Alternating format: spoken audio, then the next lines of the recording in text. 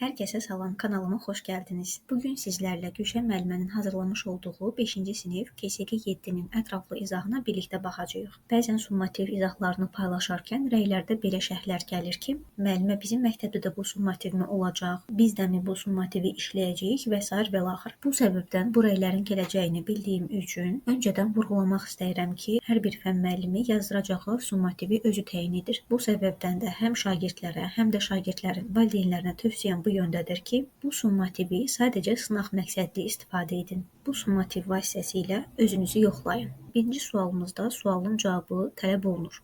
Biz xüsusilə yayda hansı paltarları geyinirik? Şalvar, sweatshirt, yəni qalın uzun qollu köynək, şortik, idman ayaqqabısı, pencək. Burada yay qeyd etdiyi üçün ona görə düzgün cavabımız C variantı şortik. New sözünün antonimi soruşulur. Antonim dedikdə, yəni bu sözə əks mənalı olan söz nəzərdə tutulur. New yeni olduğu üçün mən köhnə olan sözü tapmalıyam.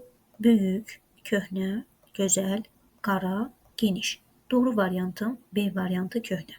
Üçüncü sualımızda cəmdə olan isimlər tapmaq tələb olunur. Biz bilirik ki, cəmdə olan isimlərin qarşısında artikel ola bilməz. Bu səbəbdən artikelları çıxartsaq, doğru variantı əldə etmiş oluruq. Dördüncü sualımızda düzgün söz önlərinin seçilməsini tələb olunur. Tərcüməyə əsasən düzgün varianta gələ bilərik. Şeyla anası ilə birlikdə ticarət mərkəzindədir. Doğru variantım D variantı. Dadə və ilə. Beşinci sualımızda cümləni düzgün şəkildə qurmaq tələb olunur. Cümlə qurmaqla bağlı problem yaşayan şagirdlər yuxarıda çıxan hissəyə toxunaraq cümlə quruluşunu izah etdiyim videoya keçid edə bilərlər. Sual verərəkdən cümləmizi qura bilərik. Kim? Jack. Nə edir? Geyinir. Nəyi geyinir? Mavi şortiki. 6-cı sualımızda xüsusi sualı seçmək tələb olunur. Cavaba diqqət yetirək. Cavabda qeyd olunub ki, geyim dolabında. O səbəbdən də uyğun olaraqdan harada sualını verməliyəm. 7-ci sualımızda düzgün zamanı seçmək lazımdır. Now, yəni hal-hazırda indiki daim edici zamanın göstəricisidir. Bu səbəbdən doğru variant C variantı. 8-ci sualımızda şəklə baxaraq düzgün variantı seçmək lazımdır.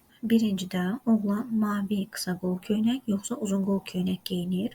Qısa qol köynək geyinir. İkinci cümləmizdə papağı varmı yoxsa yoxmu? Papağı yoxdur. Üçüncü cümləmizdə idman ayaqqabısı yoxsa adi ayaqqabı geyinib? İdman ayaqqabısı geyinib.